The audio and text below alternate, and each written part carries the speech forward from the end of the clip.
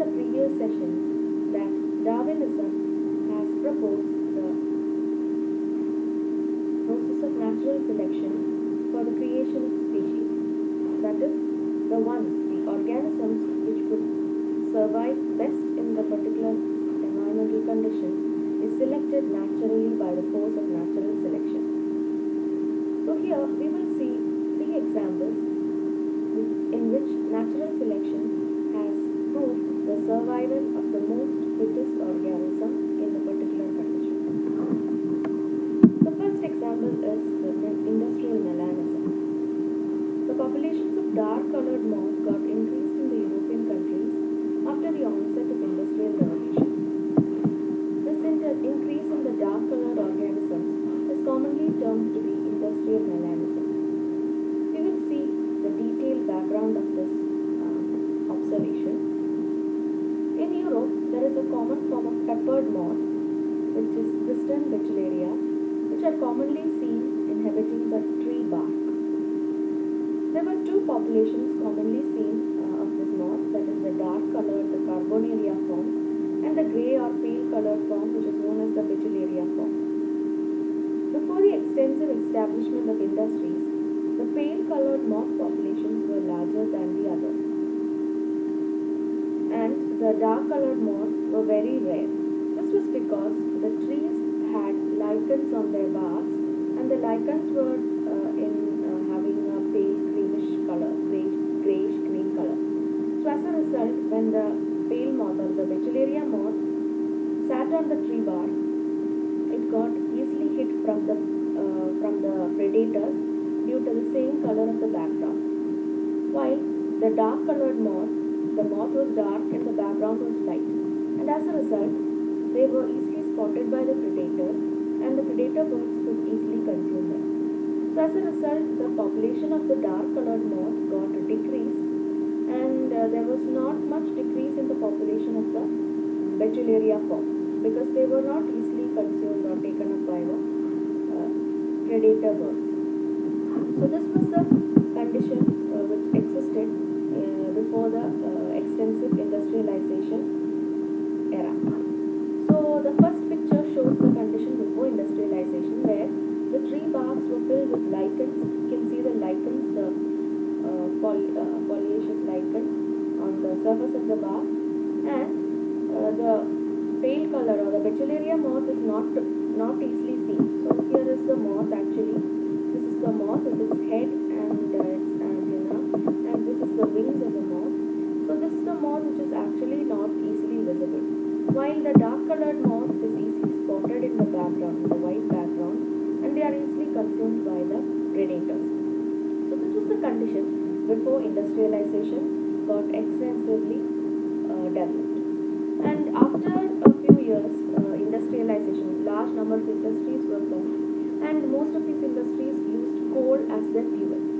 As a result, when the coal burned, it produced soot and smoke, which came to the atmosphere, and also it resulted in extensive air pollution.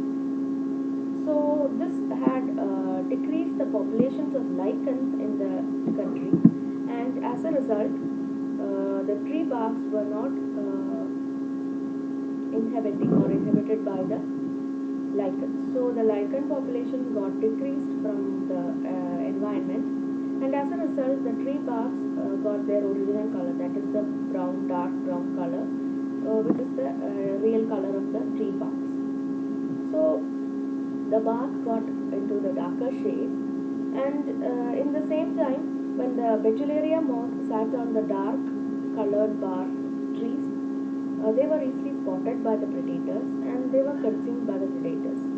On the other hand, when the dark-colored moth sat on the tree bark, you can see this clearly in this picture, where the dark-colored moth, when it sits on the dark-colored bark, is not easily spotted by the predators, but the Vetullaria form can easily be spotted, and as a result, the Vetullaria form was consumed by the predators, while the grey-colored moth the carbonized form is not easily spotted, and their population, the number began to increase. Okay, This was a condition when the countries were slowly turning into the industrialized form. Soon the population of the pale moth began to drop down and the melanized moth began to increase in number. So the environmental condition has turned slowly into the other direction where it got favorable for the darker melanized moth. After a few years, the condition again reversed when these industries were using electricity and oil instead of coal. So then the atmosphere was not filled with that much soot and smoke, and as a result, the lichen population began to regenerate on the barks, and the barks again turned into a light colored or green colored condition. So then again, the light colored moth was selectively camouflaged against the predators, and the melanized moth was easily spotted by the predators. So this condition got reversed.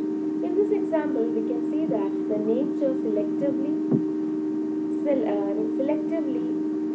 favors the population or the increase in the population of the particular variety which can easily survive in the changed condition. That is, in the darker shade, in the industrialized condition or the condition where the lichens were not present in the tree barks, the melanized moth was selected as a result of environmental selection. So this is a good example for explaining the force of nature which selects the most fit organism which could survive in the changed condition. This is a graph which explains the study in a very efficient manner. We can see the picture of the pre-industrial revolution in the first side, and in the other side we can see that the post-industrial revolution. So if we consider, the population of the darker moth was very low in the early times, and on the other hand, the population of the Vetullaria form, that is the white colored moth, was high in the earlier times. As industrial revolution or as time passed, during the course of time, more industries were formed or developed, and as a result, pollution and all came. The trees were not filled with lichens, and as a result, the tree bark turned into dark color. Then the population of the dark colored moth got increased. It slowly increased to a maximum level, and on the other hand, the population or the number of individuals of the white colored moth or the Vetullaria form got decreased, and they reached into a minimum level. So this was the condition of the moth, the peppered moth, before and after industrial revolution took place. The second example is the resistance of mosquitoes against DDT. The spread of malaria and filariasis was creating a big havoc in the world, all over the world, especially in the developing countries and the underdeveloped countries. This was a serious issue. And at this time, various insecticides were invented or in use, and people found out that DDT was a very effective insecticide against the mosquito population. And by 1950s and 1960s, the use of DDT was extensive, and people widely used it against mosquitoes and also other insects. And they found out that as the mosquito population got decreased, the infection, the malaria and also the filariasis got decreased to a larger extent. And more people began to use this chemical, and they used it very extensively. And they thought that the disease might completely be eliminated or eradicated from the world. On the other hand, after a few years, they found out that the malaria and filariasis cases got slowly increased, or they began to increase, and also the populations of mosquitoes got slowly started to increase. So when they studied this in detail, they found out that at first, when the chemical was not in much use, there were only a few resistant varieties of mosquitoes, which could withstand the chemical nature of the DDT. And as the chemical was not in much use, these organisms were not in advantage, and all the other or susceptible or the ones which could survive, which could not survive in DDT was also in high in number, and all these populations grew as normal. Later, when the use of DDT was extended, the ones which were susceptible to DDT got damaged, or the population got decreased, and they began to decrease in their number. But the populations or the individuals or the mosquitoes with resistance against DDT began to increase. Slowly, as this condition prevailed, the resistant ones began to increase in larger number, because they could survive even this adversity of this chemical, and they could increase their population. So the population of the resistant ones to DDT got increased, and the disease again, or the filariasis or malarial cases again got reported. So this was the condition. So the extensive use of this chemical has led to the increase in the population. So here the environment changed from the lesser use of DDT into a higher use of DDT, and as a result, the nature itself selected the ones which could survive the changed condition. The changed condition was the extensive use of DDT, and in this increased use of DDT, the ones which can survive this chemical change was surviving, and the nature itself selected this one. So actually this process is, the ones which are susceptible to DDT got eliminated or they died, and the ones which can survive in this changed environmental condition was able to live successfully. So this is actually what is happening in natural selection. So nature does not select you survive or you do not survive. No, it is actually the organism. The organism, if it can survive in the changed condition, well, good, it survives and the population increases. And if it cannot withstand the changed condition, it dies off. And when it dies off, the population also decreases to a lesser number. So this is actually happening in natural selection. So these are the two major examples for natural selection. Another example of natural selection will be discussed in the following slide. So this is the diagrammatic view which shows this study of DDT resistant mosquitoes, where at first we had only a few resistant varieties. In this picture only one R variety is shown. So when it got exposed to insecticide, all the susceptible ones, almost all the susceptible ones got died, while the resistant one, a single one was there that survived through the condition. And as this process got repeated, the survivors, the resistant ones, increased in their number, and they could survive and they could increase in their number. The number increased from 1 to 3, and subsequent increase in the susceptible ones is not seen. It only increased into 1 or 2. So later, after many generations of extensive use of this DDT, the resistant ones only survived and the susceptible ones got decreased to a minimum level. And as a result of this process, the resistant ones which were common got replicated or reproduced, and they formed a larger population, and the number of mosquito population also increased to a larger extent. So in the final stage, when they conducted the studies, they could find that almost all the varieties of mosquitoes which were seen in that time were resistant to this DDT chemical. That was because only the resistant ones survived. They might have got this through a mutation, a gene mutation which they had obtained earlier, and only this population continued to live, while the susceptible one slowly got eliminated. So this is the actual natural selection process which is occurring in this case. The third example is sickle cell anemia. All of us are familiar with the disease sickle cell anemia, where the RBCs lose or they do not have their normal shape of the biconcave nature.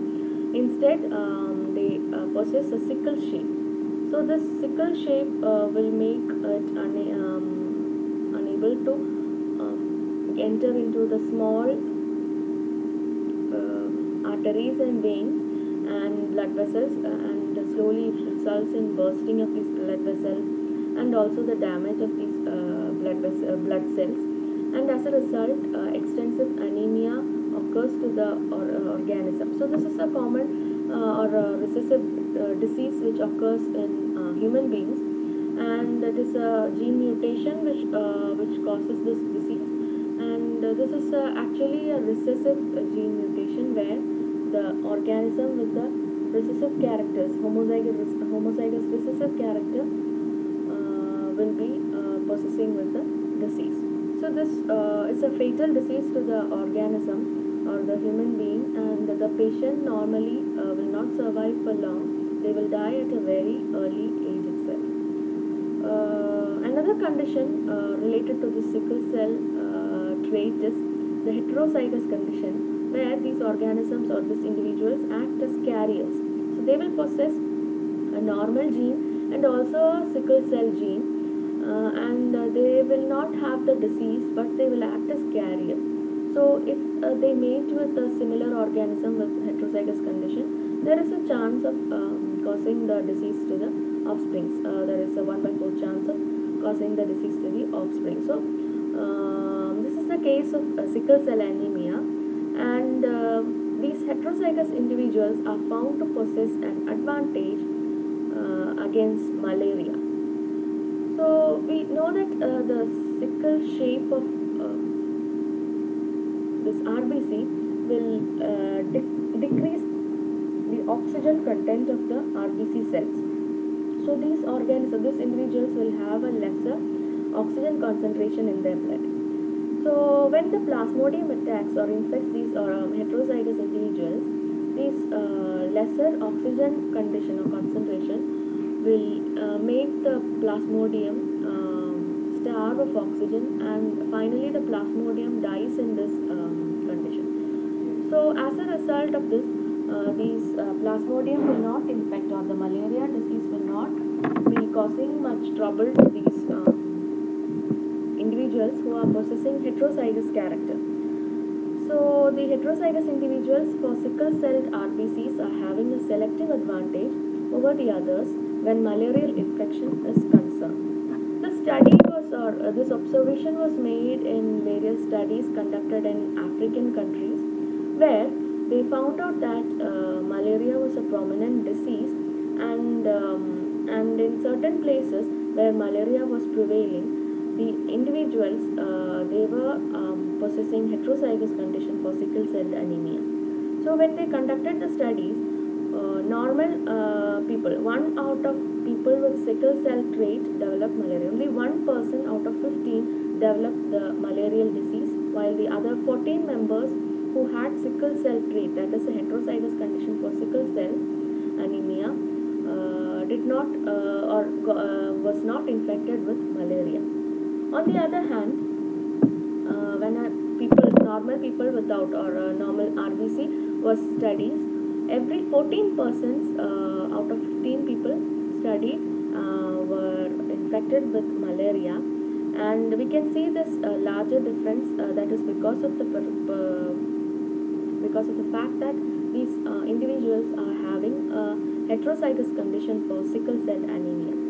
They also conducted studies in children with sickle cell trait who had infection of the plasmodium. So this is the plasmodium species which is the most infectious one, that is Plasmodium falciparum.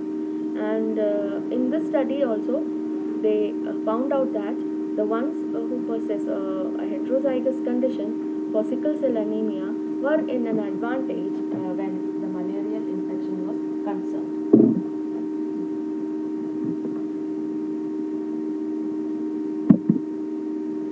There occurs a positive natural selection where the heterozygous individuals have a better chance of survival.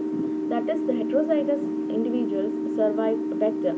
The homozygous recessive forms will have sickle cell anemia and they will die because of that. And also the ones who are homozygous dominant, that is, the ones with the normal RBC, they get infected with the plasmodium and they will die of malaria. So among these three groups, only the ones, the heterozygous ones, which possess both normal RBC and also the sickle cell RBC, will have an advantage over all the others, and they are the best, or they are the ones which can survive the most. So there is a higher frequency of the heterozygous forms of sickle cell anemia. That is why when they studied the both malaria and sickle cell anemic trait, they found out that more people were possessing heterozygous condition than homozygous condition. So both the groups got eliminated due to malaria or sickle cell anemia, while the heterozygous ones were surviving due to the added advantage they obtained from the changed shape of the RBC. So these three examples are showing that the nature itself selects the most fittest ones which can survive through a changed environmental condition. So as we discussed earlier, the nature does not select you survive and you cannot survive. It is that the organism which is successful in surviving through the changed condition, it is successful in living and increasing their numbers by reproduction. And the ones which are not able to survive, they die, and when they die, the population will also get reduced, and slowly this process repeats, and the population size does not increase, and slowly they get eliminated. So this is the way in which a population changed from one condition into another condition, and finally lots of such small changes will result in the formation of a new species being created from an existing variety. So this is the example of natural selection. Hope you have understood this session. Thank you.